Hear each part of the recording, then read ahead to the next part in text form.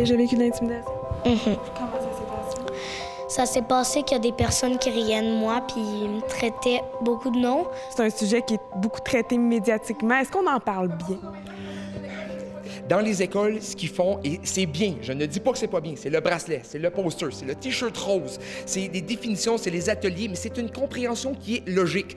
La seule façon qu'on va avoir une compréhension logique qui va rester, d'avoir vraiment une compréhension creuse et profonde, c'est d'en faire vivre une émotion. Je savais pas quoi dire, j'en avais pas d'explication! Je savais pas qu'est-ce qui se passait! Ben, je savais que ça faisait de la peine, mais pas autant qu'est-ce qu'il a fait.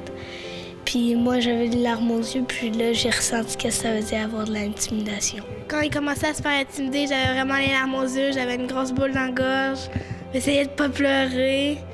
C'est quoi l'intimidation? C'est comme genre quelqu'un qui essaye de faire de la peine à l'autre ou de le faire Il choquer. y a 5 acteurs. La victime, le témoin, l'agresseur, les parents et les profs. Et à un moment donné, tu vas te voir et tu vas te définir comme un des acteurs. J'ai jamais été victime, mais j'ai déjà vu de l'intimidation.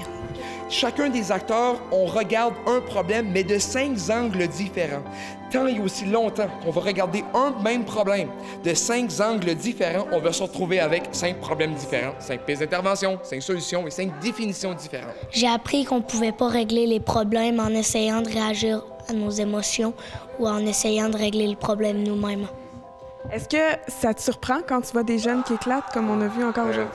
Je m'en attends parce que la conférence est assez émotionnellement chargée. Très difficile de rester indifférent par rapport à le monologue. C'est fréquent. C'est fréquent. Pourquoi il n'y a pas personne qui me comprend? Pourquoi il n'y a pas personne qui me comprend quand j'en parle, hein? Qu'est-ce qu'il faut faire quand on voit de l'intimidation? Ben, il faut aller le dire à une personne qui va être capable de régler le problème avec eux. Si les enfants ne comprenaient pas ce qu'était l'intimidation, on a eu l'exemple. Nous, on s'est installé en une espèce de ronde autour de nous autres.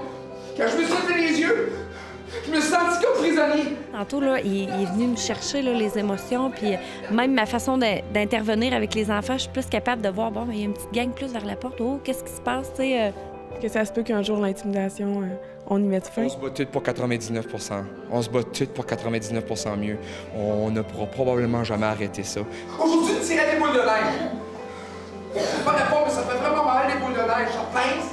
La personne qui t'a fait de l'intimidation puis qui t'a fait honte, ben c'est sûr que tu vas pas l'aimer.